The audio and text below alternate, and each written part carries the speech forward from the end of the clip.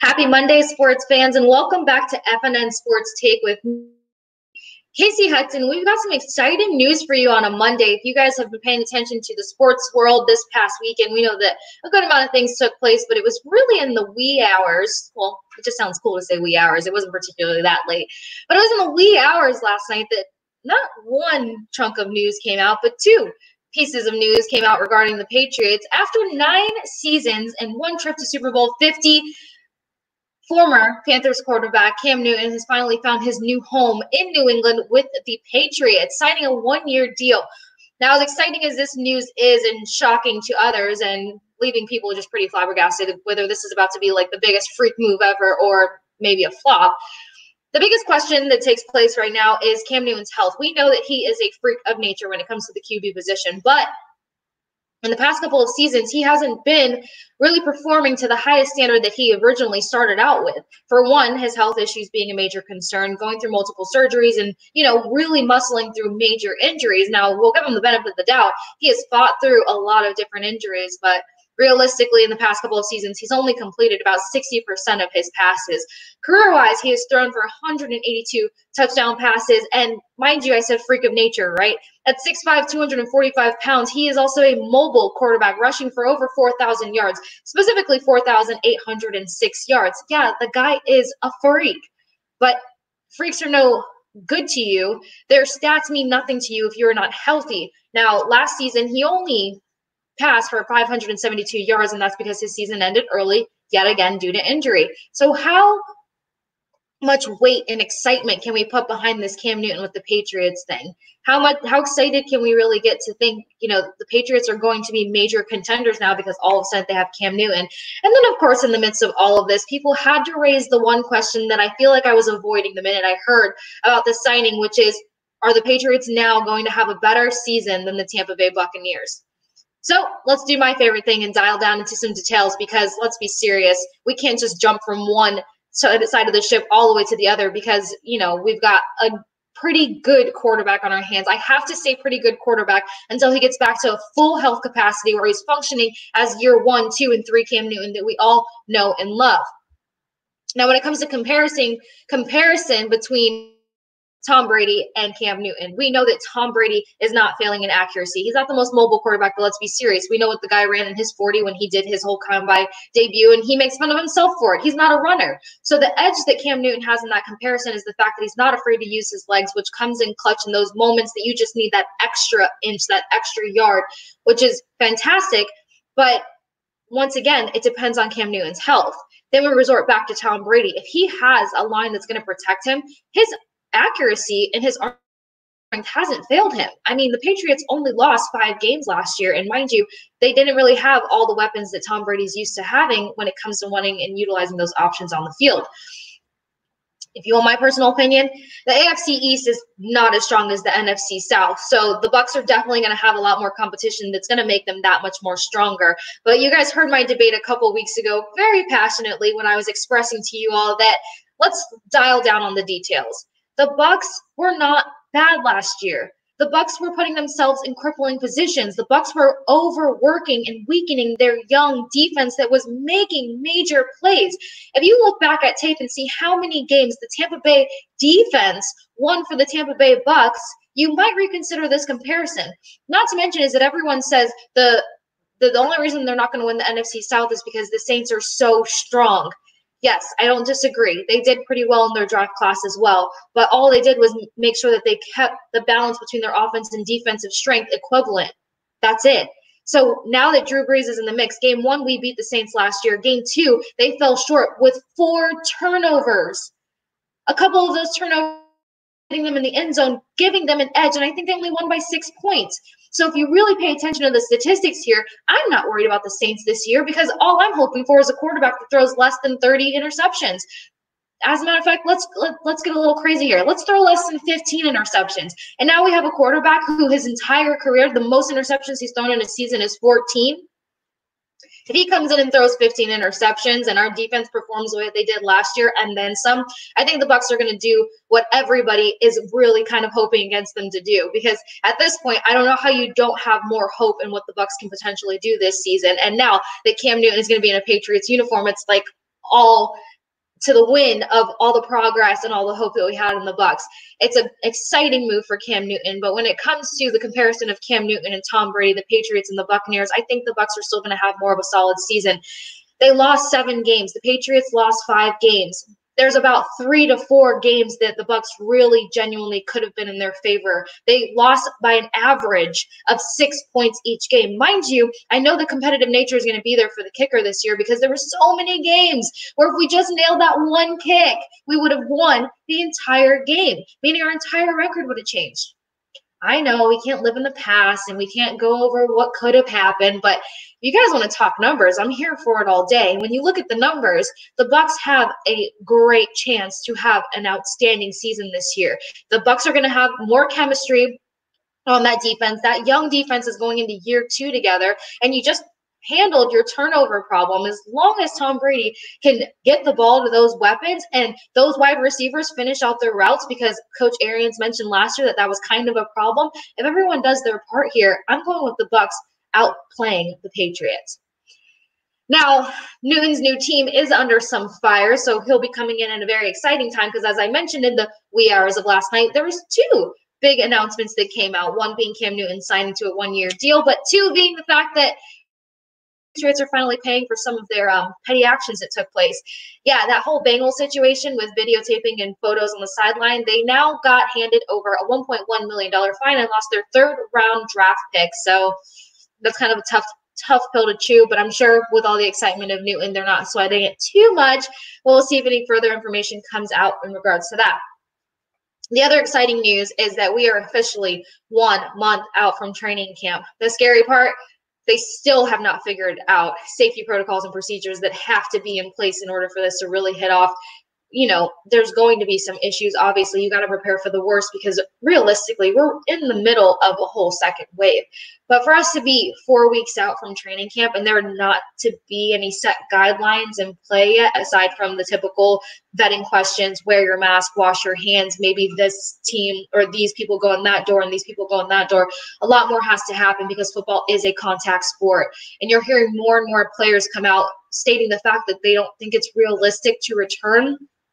That's heartbreaking because I know all of us want a season, whether we can be there or not. But realistically, until they start getting more information out there and they're kind of losing time, no one's going to be comfortable. So hopefully this week we're going to hear some more information in terms of how they're going to keep these guys safe and what they're going to do. And if a 90-man roster to start off training camp, is realistic, or if they have to figure something else out because they can't have all those guys in the locker room. They have to restructure locker rooms now. So I know there's a lot of moving pieces. So we're all just going to cross our fingers that this week we get more information in terms of how these guys and coaches are going to stay safe, because they can't only think of themselves, they have to think of their families and their loved ones. As soon as we get that information, of course, we will pass it along to you guys. Stick with us as we go to a quick commercial break and then come back and break down some NBA. I'm not picking it up. You pick it up. I'm not picking it up. Well, somebody's got to pick it up. I'll pick it up. They're clean. 'Cause my hand is clean. Oh yeah, I'm Charmin clean. That's how I know they're clean. Charmin Ultra Strong is woven like a washcloth and just cleans better. Yeah, I'm Charmin clean. The kid does have a point. My hand is clean. Yeah. Enjoy the go with Charmin. And for an extra clean finish, try Charmin Flushable Wipes. All right, guys, welcome back. So for some NBA updates, Nets, Wilson Chandler is actually going to opt out of the restart and the remainder of the season. He said that he just has to take his family into deep consideration here, and it's not realistic, or he doesn't feel that he's going to be entirely safe enough to play the game and be around his family, and obviously distance with his family if they can't be there. So it's going to be kind of unfortunate because in the last 3 games, he was riding the bench a bit in the top of the season, but the last 3 games, before the season went on pause, his averages and his play was looking good and coming up. He averaged 5.9 points per game, 4.1 rebounds, and shot a little over 40% from the field. So he was doing some work for the Nets. They will feel his absence, but of course you have to make do with what you can in these unforeseen times. Now, to branch off of that, the bubble is still not convincingly safe as more unfortunate news keeps popping up. Like I mentioned about us basically being in the midst of that second wave right now. Over this past weekend, too many more COVID-19 positively confirmed tested cases have come forth, and that is very scary, seeing as how we're about to host a lot of people in Florida, starting with the bubble for the NBA. We've got the MLS tournaments coming up as well, and then of course just our original teams football-wise that reside in the state of Florida. Now, right next to ESPN Worldwide of Sports at Osceola County, they just had a very, very, very scary spike. Over the past 5 days, a total of 687 positive cases have been recorded. Now, when it comes to the positive test rating, it's ranging from 9.3% to 22.7%. That's a bit of a broad range or gap, in my opinion, but still, there's just so many cases coming forth. So, of course, as an athlete who's really considering, is it worth it? When you're hearing these numbers days or less than a week before you're about to fly out to go commit to the rest of your season, I think we might be hearing a couple more people backing out, unfortunately. Now, something else is going to be very interesting during this restart and the bubble for the NBA season is that the NBA is considering allowing players to wear statement jerseys, to either have other people's names on the back of their jersey representing some of the people who have lost their life due to racial injustice and police brutality, or, whatever it is that they want to display and show their alliance with. They're really considering allowing those players to do so on the back of the jersey. So when we get sources to confirm when they dial that down, we will definitely let you guys know. As for the NHL, Tampa Bay Lightning released an awesome video today, basically showing some of their top players wearing masks. All in all, the message is to wear your mask. They want to encourage fans to do so, because when you are not only thinking of yourself, you're thinking about others, then it's going to help this situation die down a lot faster. It's the stubbornness that's going to cause these cases to continue to spike, or to make the unknown that much further unknown. Like, we're not giving ourselves a chance to learn here or to dial down any real statistics to see which avenue, which path we need to take to move forward. We have to find a way to move forward. So that was a great video from the Tampa Bay Lightning. Not only the Lightning, the Bucks released a similar video moments later, and I think all teams throughout the NFL released one as well. Guys, wear your mask. You might feel good. You might feel healthy. You might feel fine. You might feel like this is a hoax. Whatever it is that you may be feeling, don't let that be so powerful and be so loud that you're basically saying you don't care about the feelings or the reservations or the concerns of others. Like, this situation, whether you are fully invested in it or not, is bigger than each individual person. A mask is not going to kill you. Does it suck? Yes. Is it irritating? Yes. As a female, I can personally vouch for the fact that I am breaking out on my face because I have to wear a stinking mask everywhere. But when there's somebody who has a weakened immune system or respiratory system around me, I'm not putting them at risk, because the fun word that I love to say called asymptomatic means that you can be a carrier and passing this along, and you can be putting other people's lives in jeopardy just for a stubborn notation. Wear a mask. It's not hard. And your favorite teams want you to wear a mask too. Now, for further information in the NHL and the players are closing in on a new collective bargaining agreement that includes remedies for the league's revenue loss due to the coronavirus. We know a lot of these teams have gotten hit hard revenue-wise because pausing the season costs a lot of money. Not being able to guarantee to sell a certain amount of fan tickets costs a lot of money. Not being able to air particular games costs a lot of money. A lot of these teams are struggling. The NHLPA is expected to vote on both the new bargaining deal and the return to play protocols. They still haven't really particularly put their protocols into full motion of what's going to happen when they have their playoff restart, because they obviously aren't finishing out the remainder of the season. So they said that they're not going to do any quarantining. They feel like they're asking guys to isolate now. There's a lot of safety measures taking place when guys go into the facility. Temperature is getting checked on and off the ice. Group workouts went from 6 to 12. So as long as that stays manageable and doable, then when the guys get ready to head out to those one of two hub cities, they feel like they'll be well off enough or ahead of the game to where they don't have to do quarantining all over again. Stick with us as we go to a quick commercial break yet again, and then we break down some MLB.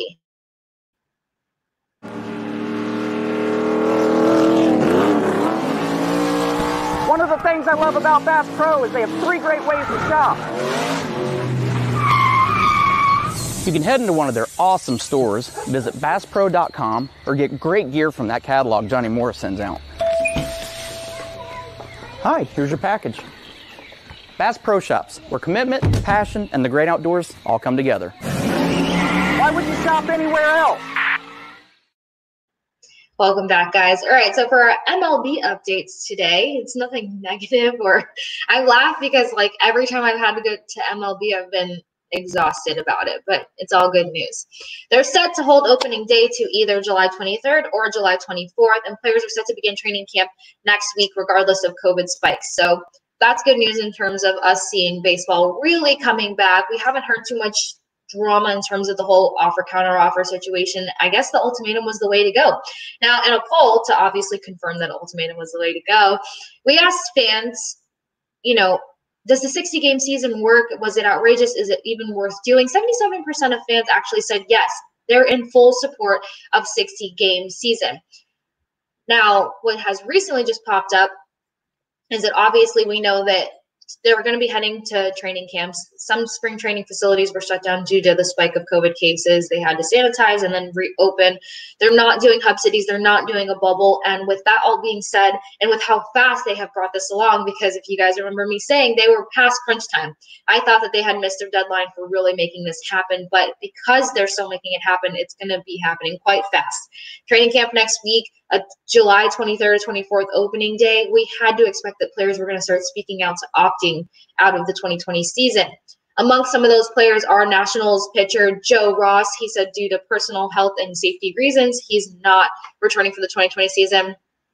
A big one that kind of shook me up was Nationals Ryan Zimmerman. He will not be doing so, but his personal statement was, after a great deal of thought, and given my family circumstances, 3 young children, including a newborn, and a mother at high risk, I've decided not to participate in the 2020 season. And I think he has like a 3-week-old baby. So, I mean, yeah, there's no way that he can jeopardize trying to run around and have a season take place and, you know, not have his family right there at the forefront of his mind. One more name that came to mind, or that actually recently spoke out, is Diamondbacks Leak. He said he wishes the best of luck and health to the rest of the Diamondback teammates in season, and he's looking forward to 2021. He just kept it short and simple to that. So I'm sure we're going to hear a couple more names popping up. Like you said, they had to go from, you know, slow and negotiating to, you know, sprint to make this season happen. So I wouldn't be surprised to hear a couple more big names opt out of the 2020 season and look forward to the 2021. Now for MLS, the tournament starts in 10 days on July 8th.